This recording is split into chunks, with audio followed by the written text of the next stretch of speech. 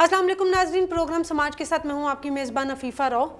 5 अगस्त को इंडिया की हुक्मरान जमात बीजेपी ने कश्मीर में आर्टिकल 370 के खात्मे का ऐलान कर दिया, जिसके तहत रियासत जम्मू और कश्मीर को नीम खुद मुख्तियार हैसियत और खसूसी इख्तियारात हासिल थे। और साथ ही कश्मीर में कर्फ्यू नाफिज करके भारतीय फ़ौज ने कश्मीर को एक छावनी की सूरत में तब्दील कर दिया। नाज़रीन, कश्मीर पर भारतीय कब्जे के 72 साल मुकम्मल हो चुके हैं और इन सालों में कश्मीरियों ने अपने हक़ खुद इरादियत के हसूल के लिए 1 लाख से ज़ायद जानें कुर्बान की हैं। इस वक्त कश्मीरियों को बदतरीन इंसानी हकूक़ की पामालियों का सामना है। खुराक और मेडिकल सहूलियात की रसाई ना होने से 80 लाख कश्मीरियों की ज़िंदगी ख़तरे में पड़ चुकी है। इस वक्त पूरी दुनिया के मुसलमान कश्मीरियों की हालत पर परेशान हैं।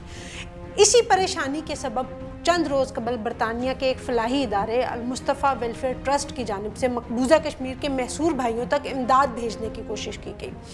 लेकिन भारतीय गासिब फ़ौज ने एक बार फिर संगदिली का सबूत देते हुए उस इमदाद को रोक दिया।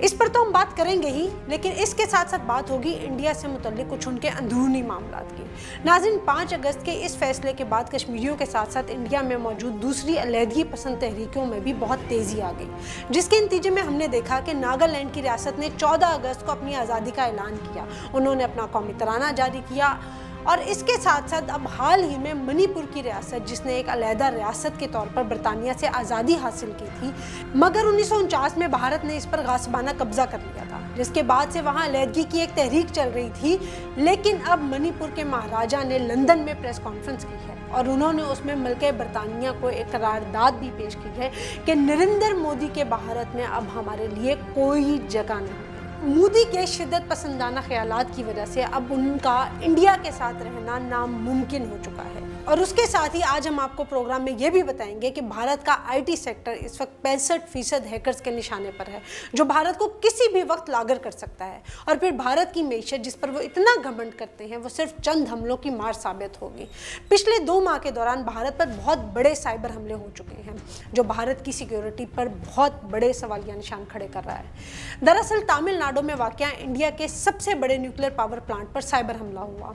इस हवाले से भारतीय हुक्काम को महीनों पहले आगाह कर दिया गया था, जब इसी न्यूक्लियर रिएक्टर के कुछ यूनिट्स ने अचानक काम करना बंद कर दिया था। कहा जा रहा था कि इनके सिस्टम्स में कुछ मशकूक किस्म के बग्स मौजूद हैं, जो कि किसी भी वक्त सिस्टम को नुकसान पहुंचा सकते हैं। इसी न्यूक्लियर प्लांट के ओहदेदारा ने इस बात से इनकार किया कि जब हमारा सिस्टम किसी नेटवर्क या इंटरनेट के साथ मुंसलिक ही नहीं है, तो ये कैसे हैक हो सकता है, जबकि उनको शायद ये मालूम नहीं था कि हैकर्स इसी पावर प्लांट में फिजिकली मौजूद हैं और उनकी रसाई उनके सारे सिस्टम तक है, और वहीं मौजूद रहकर वो सिस्टम में वायरस छोड़कर डेटा ले उड़े। और वही हुआ जिसका डर था। भारतीय हुक्काम ने पहले तो इसको छुपाने की कोशिश की, लेकिन भारतीय नेशनल सिक्योरिटी एजेंसी के एक ज़ेली इदारे में काम करने वाले एक साबिक ऑफिसर ने इस बात की तस्दीक की है कि साइबर हमला हुआ और उनका डाटा वहाँ से चोरी भी हुआ और इंतहाई हसास अहदाफ को निशाना बनाया गया, जो कि भारतीय साइबर डिफेंस की नाकामी का एक मुंह बोलता सबूत है। चंद्रयान मिशन के एंड लैंडिंग के दौरान डर था। भारतीय हुक्काम ने पहले तो इसको छुपाने की कोशिश की, लेकिन भारतीय नेशनल सिक्योरिटी एजेंसी के एक ज़ेली इदारे में काम करने वाले एक साबिक ऑफिसर ने इस बात की तस्दीक की है कि साइबर हमला हुआ और उनका डाटा वहाँ से चोरी भी हुआ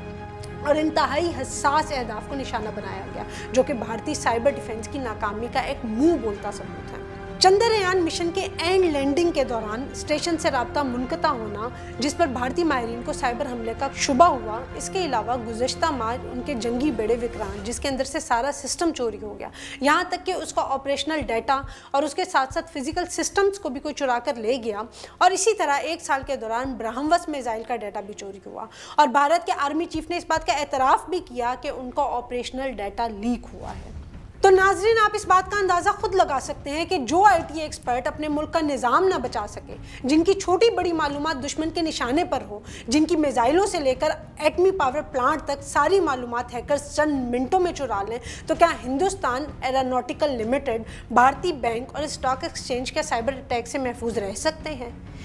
इन सब चीज़ों पर बात करने के लिए आज हमारे साथ मौजूद हैं हामिद अल मशरकी साहब। ये सीनियर एनालिस्ट हैं। हालिया दिनों में जो है वो ये कश्मीर के बॉर्डर पर एक दौरा करके आए हैं। जी हामिद अल मशरकी साहब, सबसे पहले तो आप हमें ये बताइए कि जो आप इमदादी सामान अल मुस्तफ़ा ट्रस्ट के ज़रिए कश्मीर के बॉर्डर तक लेके गए थे, जब आप वहाँ वो सामान लेकर गए तो वहाँ पर आपने क्या सूरत हाल देखी? अफीफ़ा, ऐसे है कि जैसे आप जानती हैं कि कश्मीरियों के ऊपर जो कुछ जुल्म हो रहा है, आज तकरीबन 3 महीने होने वाले हैं, तो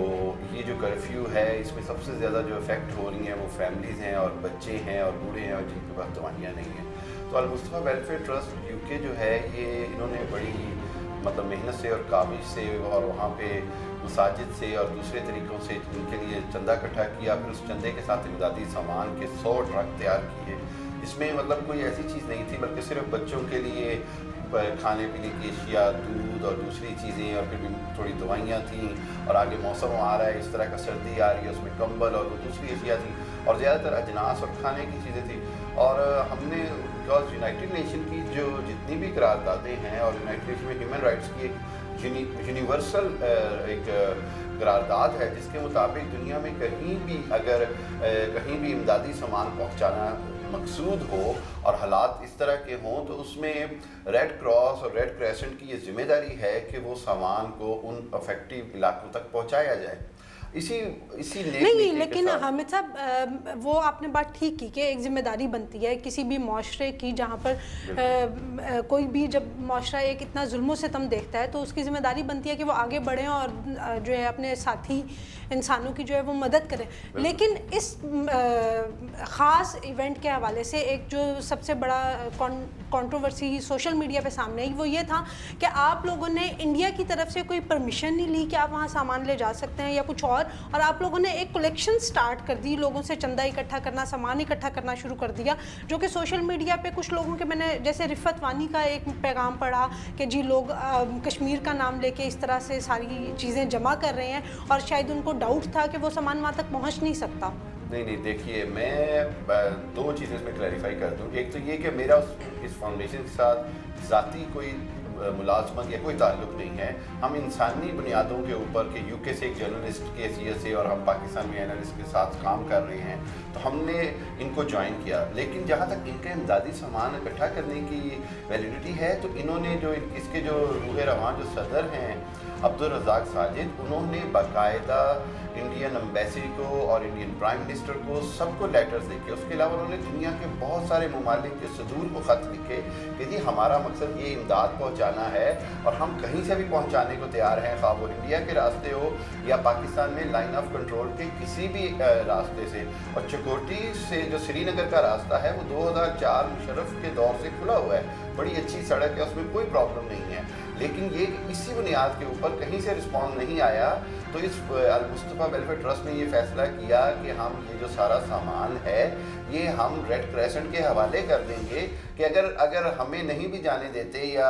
उनके बंदों को नहीं जाने देते हैं तो कम से कम ये सामान उन तक पहुंच जाए। और ऐसा ही किया जा रहा है कि मकसद सिर्फ ये है कि ये जो इमदादी सामान है इसमें जितने लोगों ने हिस्सा डाला है इसको कार खैर समझकर उनका अल्लाह ताला उनको सवाब दे और ये कहीं पे भी ज़ाया ना हो, यही हद्दुल इम्कान कोशिश की गई है। और इसमें से कोई ऐसी चीज़ नहीं है जो वापस लाई गई हो या ना ले जाइए, ये खालिस्तन बिलखसूस कश्मीर और कश्मीरी महाजरीन और मकबूजा कश्मीर के ज़रूरतमंद आवाम के लिए ही खर्च हो रही है। वो आपने बात ठीक की। तो फिर थोड़ा सा हमारे नाजरीन को जो व्यूअर्स हैं जिन्होंने इस कॉज के लिए चंदा भी दिया, ख़ास तौर पे उन लोगों को कि उन लोगों ने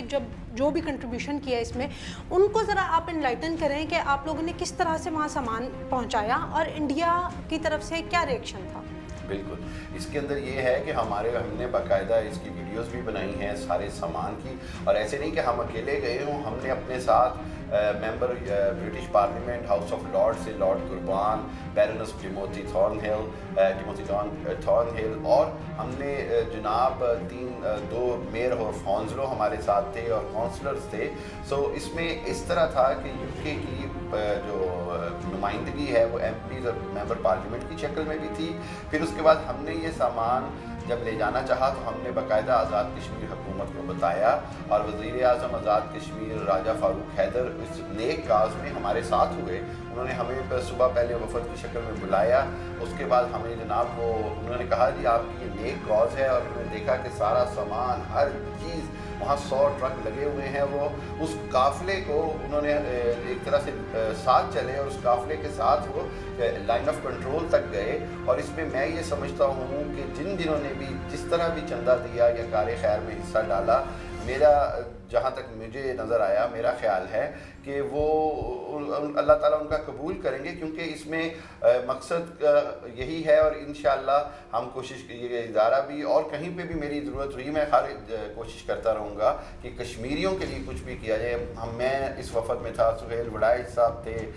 بولٹ سے فیصل عزیز خان تھے، اردو ٹائمز UK سے طاہر چودھری تھے، وجاہت علی خان تھے، لارڈ پاشا تھے۔ ہم ساروں کا جو ہم صحافی اور جو ہم کالمسٹ اور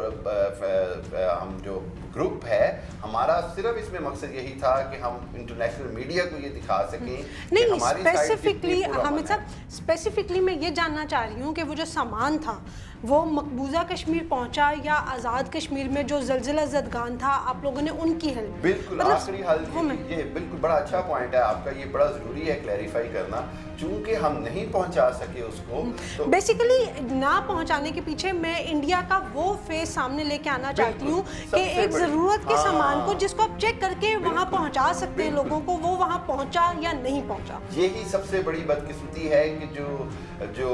مکار مودی سرکار ہے اس نے مطلب انسانی بنیادوں پر پہنچی ہوئی جو امداد ہے اس کو بھی وصول کرنے سے انکار کر دیا، اور ہم نے وہاں پہ بڑی کوشش کی کہ وہاں ریڈ کراس والوں سے رابطہ کر کے کہ کسی بھی طرح کے وہ ٹرکس نہیں لے جانے دیتے، ان کو کچھ شک ہے وہ ہم آف لوڈ کر کے ان کے ٹرکوں میں رکھ دیتے ہیں تاکہ صرف سامان چلا جائے۔ مقصد صرف نیک نیتی تھی کہ ان کشمیری بھائیوں کی مدد ہو جائے جو LOC کے اس پار ہیں، مگر کسی طرح نہیں ممکن ہوا، تو ہم نے جو زلزلہ زدگان ہیں ان کی مدد کی، جو کشمیری مہاجرین جو کئی سالوں سے رہ رہے ہیں کیمپوں میں اور بڑی بری حالت میں رہ رہے ہیں، مقبوضہ کشمیر سے آئے ہوئے ہمارے بھائی آزاد کشمیر میں، ہم نے ان کی مدد کی، اور اس کے ساتھ ساتھ جتنی بھی امداد اکٹھی ہوئی اس کا ایک ایک چیز کو ہم نے وہیں ڈسپریس کیا، اس کو ہر چیز وہیں کی، کوئی ایسی چیز نہیں جو واپس کہیں پہ بھی لائی گئی ہو۔ آپ نے مودی سرکار کے ایک مکروہ چہرے کی تو بات کی، اسی کے اوپر ہم جو ہے نا وہ اپنے نیکسٹ موضوع کی طرف بھی آئیں گے کہ آپ نے دیکھا کہ جو ہے منی پور کی جو وہاں کے مہاراجا ہیں انہوں نے قرارداد پیش کی ہے ملکہ برطانیہ کو۔ آپ کا کیونکہ UK سے بھی تعلق رہا ہے اور آپ وہاں پہ ان ساری چیزوں کو بہت کلوزلی دیکھتے ہیں، تو آپ کس طرح سے دیکھتے ہیں کہ اب وہاں ملکہ برطانیہ کی طرف سے ان کو کیا رسپانس ملے گا اور اس علیحدگی کو کس طرح سے ایکسیپٹ کیا جائے گا؟ کیونکہ ان لوگوں نے اسٹریٹ فارورڈلی انکار کر دیا ہے کہ وہ مودی کے اس جو تشدد پسندانہ اور جو یہ ایک بہت ہی سخت قسم کی سوچ ہے، وہ دہشت گرد ہندوتوا کی جو سوچ ہے وہ اس کے ساتھ نہیں چلنا چاہتے، تو اب اس کا کیا رزلٹ کیا ہوگا؟ دیکھیے جب سے RSS حکومت میں آئی ہے نا، یہ BJP نہیں ہے، یہ RSS کی ہی حکومت ہے۔ دراصل ہم سب کو پتا ہے کہ جو نریندر مودی ہے وہ بچپن سے RSS اس تنظیم اور اس ذہنیت کا مالک ہے جس کا مقصد صرف اور صرف برِ صغیر میں ہندوتوا کا پرچار اور صرف ہندوؤں کا غلبہ ہے، اور اس کے علاوہ جو منی پور ہے اس کی ایک اپنی تاریخ ہے۔ 1947 میں جب پاکستان اور ہندوستان کی تقسیم ہوئی تو منی پور آزاد ریاست کی حیثیت سے اور پہلے سے موجود تھی۔ جی بالکل، 1949 میں جو ہے وہ اس کے اوپر قبضہ کیا گیا تھا۔ اسی طرح اس نے فوجیں بھارتیں چڑھائیں جس طرح کشمیر پہ چڑھا دی، اور بالکل اسی طرح وہی ڈرامہ کیا گیا، وہی سیم سکرپٹ نہرو کی طرف سے تھا جی کہ ہم یہاں بھی پلیبیسائٹ کرا لیں گے، ہم یہاں بھی ریفرینڈم کرا لیں گے۔ کچھ نہیں ہوا، مہاراجا سے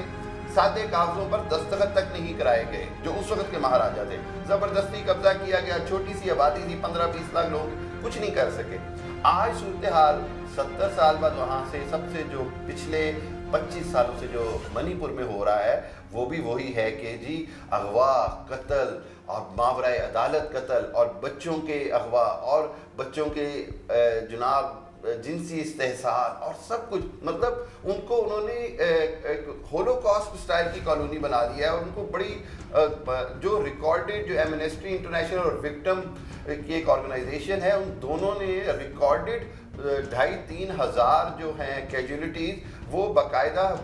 بھارت کی حکومت کو فگرز کے ساتھ بتائی ہیں جو کہ بھارت کی حکومت ماننے کو تیار نہیں ہے۔ اچھا، یہ منی پور کی جس طرح سے تحریک سامنے آئی، अब मणिपुर से पहले जब 5 अगस्त को 370 आर्टिकल 370 का जो है वो ख़ात्मा किया गया और कश्मीर की एक वो सारी जो अलहदगी वाली हैसियत थी उसको ख़त्म कर दिया गया, तो उसके बाद हमने देखा कि ये मणिपुर से पहले नागालैंड जो है वो ऑलरेडी वहाँ से जो है वो सेपरेट हो चुका है। उन्होंने अपना तराना भी 14 अगस्त को जो है उन्होंने वहाँ से आज़ादी हासिल की और अपने आप को वहाँ से सेपरेट कर लिया। तो अब नागालैंड और ये मणिपुर की एग्जाम्पल को सामने रखते हुए क्या आप सोचते हैं कि कश्मीरियों की भी किस्मत जागेगी या उनकी किस्मत में कोई बेहतर फैसला हो सकेगा अनकरीब? कश्मीरियों के लिए आज़ादी इंशाअल्लाह एक अटल हकीकत है। आने वाले दिनों में आप देखिएगा अल्लाह के हुक्म से, अल्लाह की मदद से ये हिंदू ज़्यादा जुल्म नहीं कर सकता। कितना जुल्म करेंगे? इन्होंने 72 साल में 1 लाख से ज़ायद कश्मीरियों को शहीद किया है, इतना जुल्म किया है। मैं ये जानता हूँ कि हर जुल्म के बाद जो है वो आज़ादी की सुबह तलू होती है और कश्मीरियों की ये आज़ादी बहुत करीब है। ये मकबूल भट्ट की शहादत से लेकर बुरहान वानी की शहादत से लेकर बहुत लाखों जाने और यासिन मलिक और हुर्रियत जो है सैयद अली गिलानी और इन सारों की जिद्दोजहद इंशाअल्लाह अपने मुकाम और अपने बड़े कामयाबी से अपने अंजाम और अपनी कामयाबी से दो चार होने वाली है। और आप देखिएगा कि ये कामयाबी आज़ादी की सूरत में इनको मिलेगी। और मैं आपको ये बताऊं कि ये ऐसे नहीं है, खालिस्तान के अलावा आसाम और अरुणाचल प्रदेश और दूसरे जो और बहुत सारी रियासतें हैं, आसाम है, नागालैंड आपने कहा, बिल्कुल अफीफ़ा ऐसे हो रहा है कि देखिए भारत ने जो 70 सालों से जुल्म और बर्बरियत की है उसके अंदर सिखों के लिए खालिस्तान एक नागज़ीर हैसियत इख्तियार कर चुका है। कश्मीरी 72 साल से अपनी जिद्दोजहद कर रहे हैं और नागालैंड जो है वो आज़ादी पहले से ही डिक्लेयर कर चुका है। मणिपुर अब आ गया है। मणिपुर की जहाँ तक बात है, आप देखें कि उन्होंने साफ कहा है कि जी हम अक़वाम मुत्तहिदा में भी जाएंगे, हम दुनिया के उस तमाम ममालिक को लिखेंगे कि अब हमारी जो जिला वतन हुकूमत है इसको तस्लीम किया जाए। तो ये जब ये रियासतें शोर उठा रही हैं, वहाँ के लोग जो है वो अब अपनी आवाज़ बुलंद कर रहे हैं। पहले तुम कह सकते थे कि लोगों तक वहाँ आवाज़ नहीं जाती, तो अभी भी क्या यूनाइटेड नेशंस जो है वो बिल्कुल खामोश बैठे रहेंगे कि वो उनको कोई देखने वाला नहीं है? या सिर्फ जो भारतीय फिल्में हैं वो अपना एक पॉजिटिव चेहरा जो है वो सामने लेके आती है, सिर्फ उसी चेहरे को देखते हुए ये इतने लाखों लोगों, करोड़ों लोगों की किस्मत का फैसला उन सब चीज़ों पे छोड़ देंगे? बिल्कुल, ये जो इंडिया है ना, ये प्रोपेगेंडा वॉर को जो है ना वो उसके ऊपर लगे हुए हैं और ऐसे हो रहा है कि दुनिया को वो दिखाया जा रहा है जो हकीकत के बिल्कुल बरक्स है, वो पिक्चर दिखाई जा रही है। इवन अभी भी अगर आप कुछ दिन पहले जो है वो की कार्रवाई देखें कि नरेंद्र मोदी ने पूरी जो है वो अपनी फिल्म इंडस्ट्री के जो लोग थे, जो फनकार थे, डायरेक्टर थे, प्रोड्यूसर थे, उन सबको जमा करके शाहरुख खान की और आमिर खान की उनके साथ बड़ी सेल्फियां भी आई और सब कुछ कि वो ताकि वो उनका एक पॉजिटिव चेहरा जो है वो शो करना शुरू कर दे। तो अभी भी लोगों की आंखें खुलेंगी या ये फिल्मी स्क्रिप्ट चलते रहेंगे? मैं आपको बताऊं, बदकिस्मती से इस बीजेपी सरकार ने ना सिर्फ मुसलमानों पर, दूसरी अक़लियतों पर, ईसाइयों, हिंदू और सब मज़हब पर जुल्म डाले हैं, ये अपने हिंदू जो छोटी ज़ात के हैं उन पर जुल्म डाले हैं। इसके अलावा इन्होंने अपनी आवाम को पागल बनाया हुआ है, अपने लोगों को बेवकूफ़ बनाया हुआ है। ये अपने ही लोगों को नहीं पता चलने दे रहे कि चंद महीनों या सालों में ये तमाम हिंदुस्तान बिखरता हुआ नजर आ रहा है, टुकड़े होता हुआ नजर आ रहा है। अच्छा, और इसकी वजह, बुनियादी वजह जो होगी वो सिर्फ यही होगी कि ये जो हिंदू RSS आइडियोलॉजी है ये बिलाखिर मेरे नज़दीक इंडिया को टुकड़े टुकड़े करके रखे। अच्छा, आपने ये जो बिखरने और टूटने की बात की, इसी बात को आगे बढ़ाते हुए मैं ये जानना चाहूँगी कि आपकी क्योंकि एक्सपर्टीज़ IT में भी है और आप माशाल्लाह उसमें बड़ा आपका काम है, तो इंडिया के ऊपर पिछले 2 माह में जो है वो 2 बड़े अटैक उनके जो है वो हो चुके हैं। जो न्यूक्लियर उनके पावर प्लांट है उसके ऊपर 2 साइबर अटैक्स हुए हैं, उसको आप किस तरह से देखते हैं? ये बड़ी मज़े की चीज़ है अफीफ़ा। ये आप देखें कि इनकी नाक बदअंदेशी देखें, आप इनका चीज़ों से भागने का अंदाज़ देखें कि मतलब मैं हैरान हूँ, ये बातें चांद पे जाने की करते हैं। और जब इनसे सिक्योरिटी और IT सिक्योरिटी का पूछा जाता है, मेरे जैसा एक जो है IT से ताल्लुक़ रखने वाला है, उनको इनके जवाब मज़े का खेज लगते हैं कि जी हमारा तो जितना जो एटमी प्लांट है उसका इंटरनेट से तो राब्ता ही नहीं, हम तो इंटरनली नेटवर्क नहीं, चलाते तो ये ज़्यादा थ्रेट की बात नहीं है कि फिजिकली वहाँ पे हैकर्स मौजूद थे जिन्होंने उनका पूरा डाटा वहाँ से चोरी किया। کہ فزیکلی ہیکرز موجود ہیں، اور اگر یہ اتنا سمجھتے ہیں کہ جی ڈیٹا صرف انٹرنیٹ سے ہی ٹرانسمٹ ہوتا ہے، تو یہ میں سمجھتا ہوں کہ اس سے بڑی بیوقوفی کی کوئی نظیر نہیں ملتی۔ یعنی آج کی دنیا میں ڈیٹا ٹرانسفر کرنے کے بے شمار سورسز ہیں، بے شمار طریقے ہیں، اور ہیکنگ، سائبر اٹیک کوئی ایک طرح سے نہیں ہوتا، بہت طرح سے ہوتا ہے، اور ان کے لیے تو سب سے بڑی جو ان کی کمزوری اور نااہلی ثابت ہو رہی ہے، نظر آ رہی ہے، وہ یہ کہ ایٹمی اثاثے جیسی خطرناک سینسیٹیو چیز جس کو یہ مطلب اس کی حفاظت نہیں کر سکتے، ان کے اپنے بندے یہاں پہ جو بندے ہیں ان کی کیپیبلٹی نہیں، اور ہم نے جیسے پڑھا اور ہمیں جیسے پتہ چلا کہ باقاعدہ ہیکرز ان کے اس جو پلانٹ میں موجود ہیں، فزیکلی موجود ہیں، انہوں نے جناب ان کی کاپیز کی ہیں، ڈیٹا ہیک کیا ہے، انکرپشن کی ہے، اور جناب اس کو اس طرح کر دیا ہے کہ وہ اب چاہیں تو کہیں سے بھی دنیا میں بیٹھے اس کو کنٹرول کر سکتے ہیں۔ اچھا، کچھ ٹائم پہلے یہی مطلب جو ان کا جنگی بیڑا ہے وکرانت، وہاں سے بھی پورا سسٹم چوری ہو گیا تھا، ان کی آنکھیں تب بھی نہیں کھلی؟ نہیں، ان کو اصل میں نا ان کے نزدیک صرف معاملے کو چھپا دینا، اپنی نااہلی کو چھپا لینا، اسی پہ یہ زندہ رہے ہیں، چاہے ان کا یہ چاند پہ اترنے کا مشن ہو یا ان کا جناب وہ ان کا پورا اسٹیشن سے ان کا کنیکشن جب ڈسکنیکٹ کیے ہو گئے ہیں، تب ان کو سمجھ میں آیا کہ ان کے ساتھ ہوا کیا ہے۔ ایگزیکٹلی، ان کی اصل میں نا اللہ تعالیٰ کا ایک نظام ہے، اللہ نے کہا نا کہ ایک تمہاری چال ہوتی ہے، ایک میری چال ہوتی ہے، اور ہوتا تو وہی ہے جو اللہ کی چال ہے۔ ان کو یہ نہیں سمجھ آتی ہے کہ جب اللہ کی حکمت ہے کہ ان کو منہ کی کھانی پڑتی ہے، ہر بار جب یہ اونچی بڑے بول بولتے ہیں، ہر بار جب یہ مسلمان اور اسلام دشمنی میں اس حد تک بڑھ جاتے ہیں، تو اللہ تعالیٰ ان کو شکست اور ذلت سے دوچار کرتے ہیں۔ میں یہ سمجھتا ہوں کہ آپ آنے والے دنوں میں دیکھیے گا ان کا بینکنگ سیکٹر خطرے میں ہے، ان کی اسٹاک ایکسچینج خطرے میں ہے۔ یہ ہیکنگ جو ہے یہ بڑا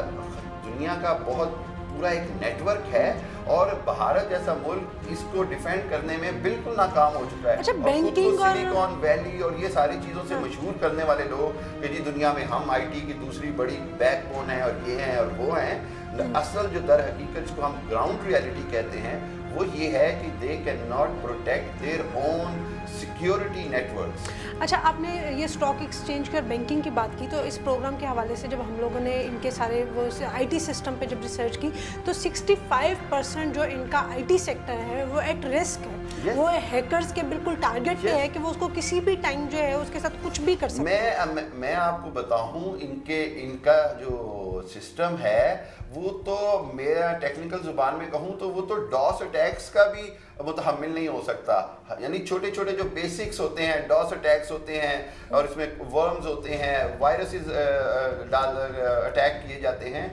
کیوں؟ ان کے اندر جو وہ صلاحیتیں ہیں اور ان کے اندر جو چیزوں کو مینیج کرنا ہے وہ بالکل فیلئر ہے۔ میں نے یہاں تک دیکھا ہے، جہاں تک میں نے ریسرچ کی ہے، they are not even properly trained, they are not properly upgraded for anything۔ اچھا، آپ جیسے آئی ٹی ایکسپرٹ ہیں، آپ کو یہ بات سمجھ میں آ رہی ہے، فیکٹس اینڈ فگرز موجود ہیں کہ کس طرح سے ان کا اپنا سسٹم جو ہے وہ ایٹ رسک ہے، تو کیا کہ گوگل ہو گیا اور باقی یہ فیس بک اور جتنے جو ہمارے انٹرنیٹ کی بڑی بڑی کمپنیز ہیں، جو بڑے بڑے سافٹ ویئر ہاؤسز ہیں، کیا ان کو یہ بات سمجھ میں نہیں آتی جو وہاں پہ سب سے زیادہ ایک انڈین مونوپلی ہمیں نظر آتی ہے کہ ایون سوشل میڈیا اکاؤنٹس تک وہ آپ کے جو ہے وہ بین کروا دیتے ہیں، وہ اس کو کلوز کروا دیتے ہیں۔ کوئی کشمیر کا نام لکھتا ہے تو اس کے اوپر جو ہے نا وہ اس کے پورے اکاؤنٹس، ایون یہ سب کچھ ہم لوگوں نے خود فیس کیا ہے کہ ہمارے یہ جرنلسٹ کے اکاؤنٹس بند ہوئے ہیں، تو یہ چیز اس پوائنٹ کو کیوں نہیں ریز کیا جاتا؟ میں آپ کو بتاؤں، میں تو یہ سمجھتا ہوں کہ سب سے بڑا لمحہ فکریہ یہ ہے کہ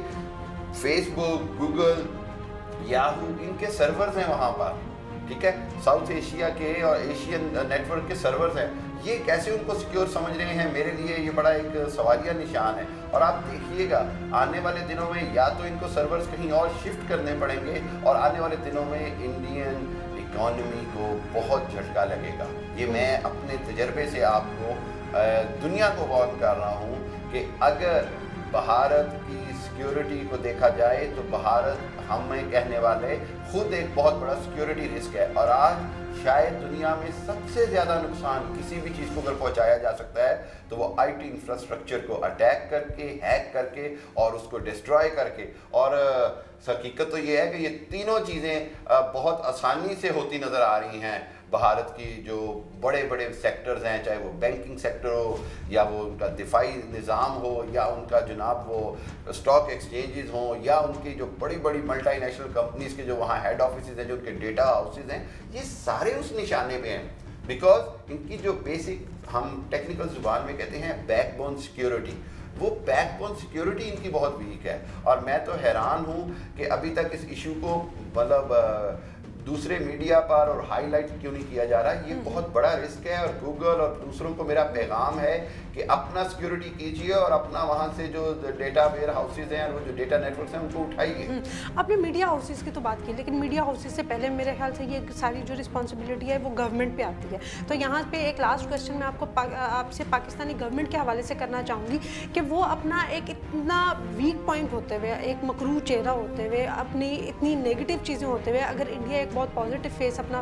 पेश कर सकता है, तो हम जो पाकिस्तान जिसके अंदर बहुत सारी क्वालिटीज़ हैं, हमने अपनी सिक्योरिटी, हमारे कोई भी ऐसे एसेट्स जो हैं वो इतने वीक हाथों में नहीं है कि हम अपनी सिक्योरिटी को जो है वो एट रिस्क समझ सकें। हमने अपने आप को हमेशा साबित किया, अपने आप को डिफरेंट फील्ड्स में मनवाया, लेकिन हम अब ये प्रोपेगेंडा वॉरफेयर में इतने नाकाम क्यों हैं कि हम लोगों को ये बता नहीं सकते कि हमारे अंदर कौन कौन सी क्वालिटीज़ मौजूद हैं, हम क्या क्या कुछ कर सकते हैं। अफीफा, ये बड़ा अच्छा पॉइंट है। देखिए, इसको आप मौजूदा हुक्मरानों की नाकबदंदेशी कहें या पिछले हुक्मरानों की नाअहली और गफलत कहें, ये इसके अलावा इसको कोई नाम नहीं दिया जा सकता। आज वक्त की ज़रूरत है कि जो अपनी स्ट्रेंथ्स हैं, जो अपनी मजबूतियां हैं, उसको दुनिया को दिखाया जाए। देखिए, अल्लाह का शुक्र है, हमारे असासों के ऊपर जब ये कहते हैं तो हमने दुनिया को साबित किया है हर तरह से। दुनिया की तमाम मुत्तफ़िका रिपोर्ट्स हैं कि शायद दुनिया के महफूज तरीन असासे हमारे हैं, ठीक है। उसके बाद दूसरी नंबर पे आता है हमारा बैंकिंग सिस्टम। दुनिया की तारीख में मोस्ट सिक्योर बैंकिंग सिस्टम है। पाकिस्तान का banking system has never been under attack, या उसकी जो फायर वॉल्स हैं, जो उसकी सिक्योरिटी ऐसे सिक्योरिटीज़ वॉल्स हैं, वो कभी जो है वो ब्रेक इन नहीं हुई, उनसे कभी साइबर अटैक क्रॉस नहीं हुआ। यही खूबसूरती। हाँ, हुकूमत को चाहिए कि ना सिर्फ हमारी जो वजारत इत्तलात है, हमारे जो दूसरे जो सफारत खाने हैं, उनको इस कश्मीर के मसले की तरह इस मसाइल को, सारे मसाइल को पूरी दुनिया को बताना चाहिए कि जी हम, अगर दुनिया चाहती है, अगर गूगल और फेसबुक और माइक्रोसॉफ्ट और याहू ये सारे अगर चाहते हैं, तो हम इनको यहाँ पर पाकिस्तान के अंदर वही फैसिलिटी बेहतर सिक्योरिटी के साथ कराची से लेके खैबर तक, लाहौर, इस्लामाबाद, कहीं पे भी प्रोवाइड कर सकते हैं। और आप देखिएगा कि बहुत बड़ा ज़रिया ज़र मुबादला बनेगा ये मामला अगर हम दुनिया की कंपनीज़ की तवज्जो इस तरफ कराएं। देखें, हुआवी अब रूस के साथ मुआहदे कर रही है जब से सदर ट्रंप ने उस पर पाबंदियाँ लगाई हैं, ठीक है ना। एंड्रॉयड सिस्टम को वो चेंज कर रहे हैं। 5G टेक्नोलॉजी अमेरिका से पहले चाइना और रशिया मिलकर दुनिया में ला रहे हैं। तो आने वाला जो वक्त है और मौजूदा वक्त है, ये सारा टेक्नोलॉजी का है। 5G के अंदर पाकिस्तान को चाहिए कि अपना हिस्सा डालें और अपनी जो है वो उसके बहुत, हमें बिलियंस ऑफ डॉलर आ सकते हैं अगर एक बार हम 5G टेक्नोलॉजी में पाकिस्तान, रशिया और चाइना मिलकर कुछ बनाएं। हामिद अल मशरकी साहब, शुक्रिया आपका बहुत बहुत। नाज़रीन, आपने बात सुनी हामिद अल मशरकी साहब की, जिनकी और इनके ज़रिए हम लोगों ने आपके सामने जो है वो भारत का असल चेहरा जो है वो लाने की कोशिश की। भारत जो अपने आप को जो है एक बहुत सुपर पावर के तौर पर पेश करता है, आपने देखा कि उसके अंदर कौन कौन सी कमज़ोरियाँ जो है वो छुपी हुई हैं, उनके सिस्टम्स जो है वो कहाँ कहाँ से वीक हैं। किसी रियासत को दबा लेना, किसी लोगों के ऊपर जुल्म जबर करना, ये साबित नहीं करता कि आप मजबूत हैं। जब तक कि आप अपनी रियासतों को प्रोटेक्ट ना करें, जब तक आप उनको आज़ादी ना दें, या जब तक वो आपके साथ रहने पर राज़ी नहीं है, आप उनको कभी भी जुल्म सितम करके अपने साथ जोड़ के नहीं रख सकते। आखिर को आपको जिस तरह से बाकी रियासतें आपसे जो है वो अलहदा हो रही हैं, आज़ादी हासिल कर रही हैं, आपको कश्मीर को भी आज़ाद करना पड़ेगा। आप कश्मीरियों की आवाज़ को बिल्कुल भी नहीं दबा सकते, और वो भी इस दौर में जब कश्मीरी जो है वो अपना एक पॉइंट ऑफ व्यू मनवाने में कहीं तक भी जा सकते हैं। तो ये भारत को सोचना चाहिए, वो अपने घर के जो है वो सिक्योरिटी बेहतर करे, ना कि दूसरी रियासतों के अंदर जो है वो इंटरफेयर करे। अंटिल द नेक्स्ट टाइम, अल्लाह हाफ़िज़।